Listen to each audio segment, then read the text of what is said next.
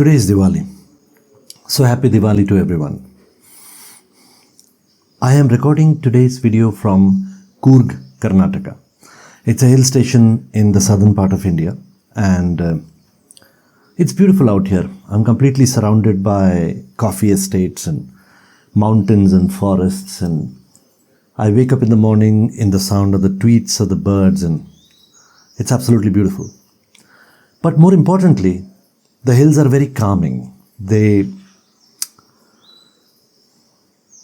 give you a pause, and a pause not just to rest, but to create a space to think, to wonder, A pause is very important. In fact, most of the inflection points in my career and in my life have been a moment of pause.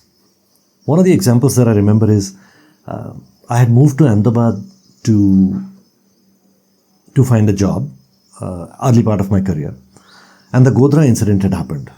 A train was burnt and terrible incident. Lots of lives were lost. But most importantly, all the companies had closed down for a short period of time. And it was a moment of pause for me because there were no job opportunities for a junior programmer. So I remember one day I went to the terrace and it was evening and the sun was setting, and I was thinking about what I want to do and what would make me happy and so on. And that evening invariably led me to where I am today. Obviously, this was not the only inflection point. There were many such inflection points in my career, but most of them were a moment of pause. So pauses are really very important. Like this morning, I was walking around the resort and with my children and chasing butterflies with my wife. And this is a place really popular for butterflies actually. And then later on, I sat down on a bench with a cup of coffee and I started thinking about consciousness, because all these experiences, they are a part of my consciousness now. So I started thinking about what consciousness is and whether artificial intelligence someday will have consciousness or not.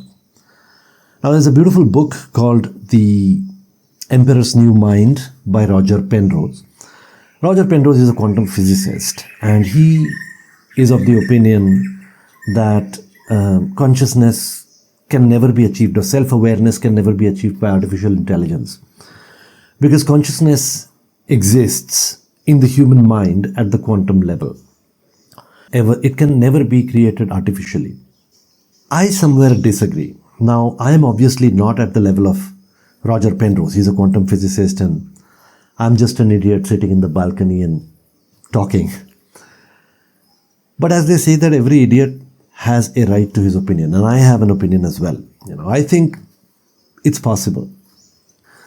Before I uploaded the last video to Enterprise Architecture Radio, I installed Comet browser by Perplexity.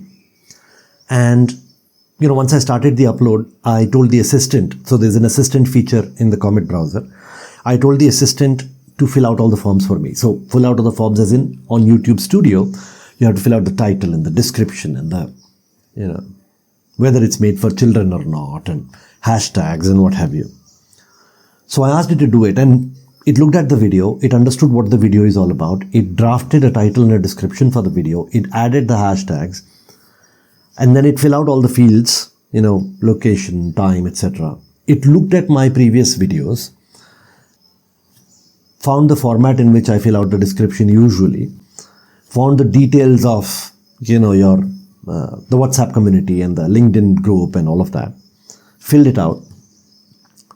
And then it also looked at my schedule, that I published the video on Friday at 10:30 p.m. every week, and it was able to schedule this video as well, and then it waited for confirmation. So it took away so much of my plate that I was actually surprised, right? And it reminded me of an incident about 15 or so years ago.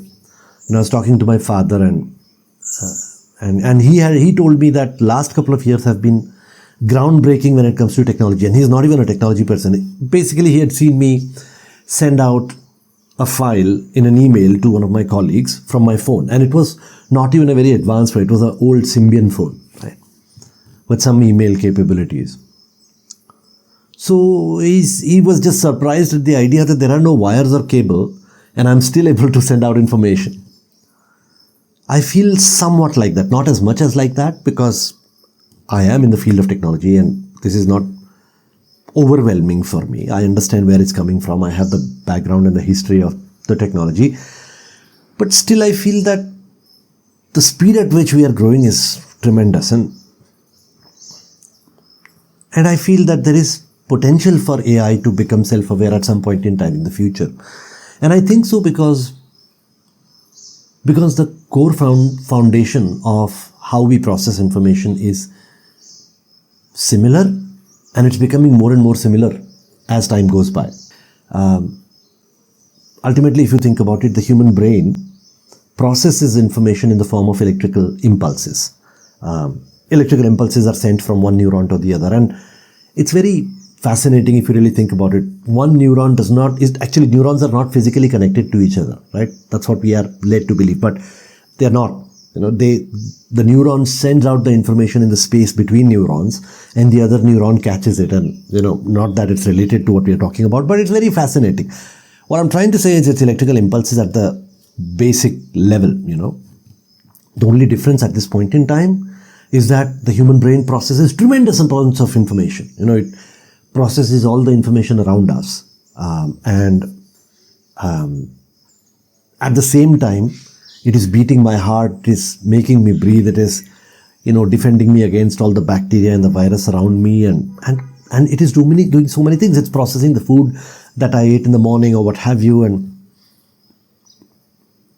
so it's a very, very advanced computer, but it is at the foundational level a computer that processes tremendous amount of information. And if you look at the capability of the computers today, we are getting there. And not only that, the algorithms that we are using, the models that we are using, we're trying to mimic the human brain as much as possible. So I feel that yes, there is a possibility that computers might become self-aware, and these are the thoughts that come to me when I'm sitting here and taking a pause.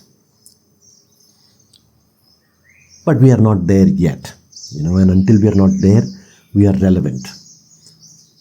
Today, the comment browser is able to fill out all the fields in the YouTube Studio form, but I am the one who's really thinking about the video. I'm the one who's really creating an experience for my audience, which is you. I'm the one who's creating value. So human beings are still relevant from the point of view that there is technology, and then there is the experience and the feelings, and and so on. And AI is still not there, because for AI, all these things don't really mean anything. I mean, like for example, in this video, if I ask it to create a description, it might write that, that I am in Coorg and I am listening to the tweets of the birds behind me and looking at the misty mountains and so on. But does it really know what a bird is, what a tweet is, what a mist is, what mountain is? It doesn't. It doesn't know. It's retrieval augmented generation in all probability, which basically means that it takes all these words and converts them into numbers, and depending upon how they are related to each other, stores them in a particular location, so that they're easy to retrieve, and it takes these words and puts them in a meaningful format and just throws them out. But does it really know what a bird is, or what a dog is, or what a cat is? Does it know how I feel when I look at the dog with those eyes? It doesn't, not at this point in time. It will someday, perhaps, and I don't know what that day will be, whether it will be a dystopian situation like Terminator and it will try to take control of humanity and try to kill it, or will it be a utopian situation like the Star Trek, where we will have sentient beings like Data who will be working with us, part of our team, helping us do things, and we will treat them as sentient beings with respect and everything. I don't know how it's going to be, and I'm not going to predict whether, what, or when. But we are in a very, very interesting time when things are changing, and we don't know what's going to happen. But until that happens, I think it's a good idea to leverage AI. It's like that movie Stealth that I watched a couple of days ago with my children. Again, actually, it's a very old movie where the protagonist initially hates that an airplane, a fighter jet, can be AI and that, that it can take control and replace human fighters. Primarily because he thinks that war should not be like a video game, right? There should be human conscience taking decisions. And then later on, so initially he tries to beat the AI, but is not able to. And then later on, it trains the AI, and then they together work on trying to save a co-pilot and so on. So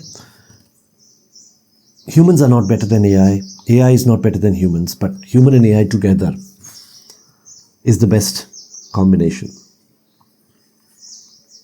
Because one thing that AI doesn't do is take a pause. It doesn't take a pause. It doesn't step back. It doesn't look at the bigger picture view. It doesn't change its perspective. Those things are very, very innate to human, at least as of today.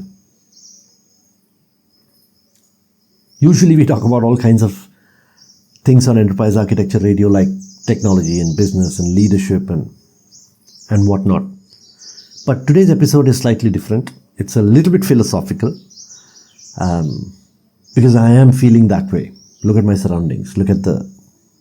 Listen to the birds tweeting, It's a very peaceful, calming day today, and today's episode is really to remind me to take a pause every once in a while from our very, very busy schedules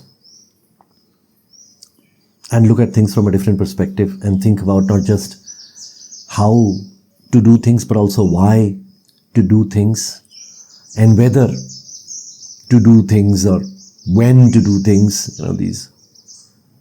Maybe this pause will also be an inflection point for me in the future. I hope you've enjoyed this episode, this paused episode. If you have, then please let YouTube know. Like, share and subscribe. And comment and let me know what you'd like to hear in our future episodes. Once again, Enterprise Architecture Radio is not just a podcast. It is a collaboration platform where I would like to see people come together and collaborate and talk to each other and learn from each other and guide each other.